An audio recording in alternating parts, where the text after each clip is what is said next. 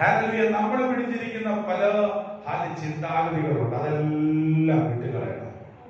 Price the lord. Hallelujah. ഞാൻ hallelujah praise the lord പറഞ്ഞതാ ശരി, ഞാൻ പിടിക്കുന്നതാ ശരി, ഞാൻ പ്രവർത്തിക്കുന്നതാ ശരി, ഹല്ലേലൂയ പ്രൈസ് ദി ലോർഡ് എന്നുള്ള ആ ചിന്താഗതിയെ വിട്ടുകളയണം.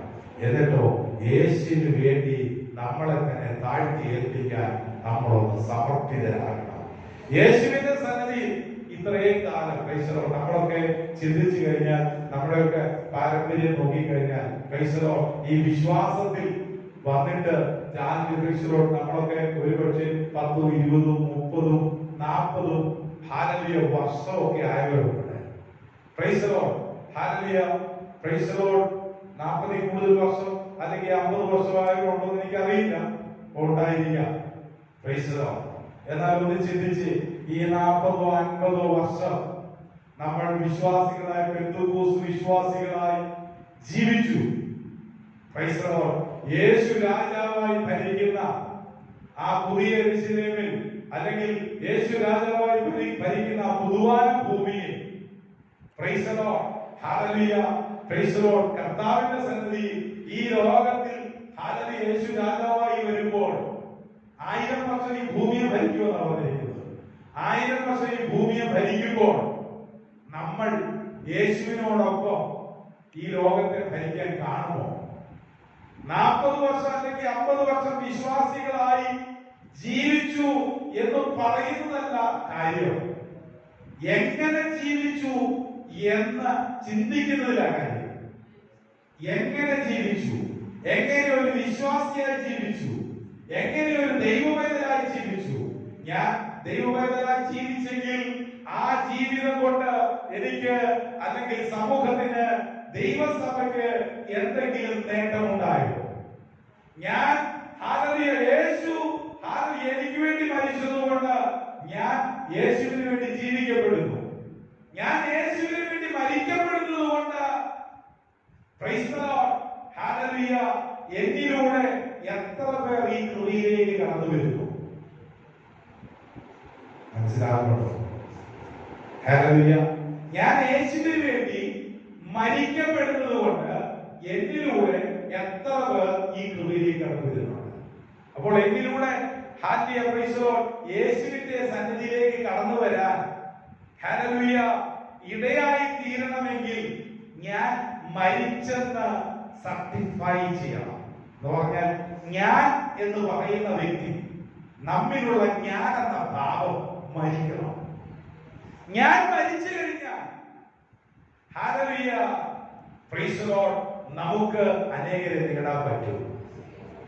Praise the lord hallelujah. അതായത് ഒരിക്കൽ ഹല്ലേലൂയ പ്രൈസ് ദി ലോർഡ് ഒരു അധ്യാപകനോട് ഹല്ലേലൂയ പ്രൈസ് ദി ലോർഡ് ഒരാൾ ചോദിച്ചു, ആരൊക്കെ സ്വർഗ്ഗം ഹല്ലേലൂയ പ്രൈസ് ദി ലോർഡ് സ്വർഗ്ഗത്തിൽ പോകുന്ന കാര്യത്തെ കുറിച്ച് ഇങ്ങനെ പറഞ്ഞുകൊണ്ടിരുന്നു, നന്നായിട്ട് പഠിപ്പിച്ചുകൊണ്ടിരുന്നു. അപ്പോൾ പഠിപ്പിച്ചുകൊണ്ടിരുന്നപ്പോൾ ഈ അധ്യാപകനോട് ഒരു വ്യക്തി എഴുന്നേറ്റ് ചോദിച്ചു, അപ്പോൾ പിന്നെ സാറേ ആരൊക്കെ സ്വർഗ്ഗത്തിൽ പോകും എന്ന് ചോദിച്ചു. അദ്ദേഹം പറഞ്ഞു, ഞാൻ പോയാൽ പോകുന്നു.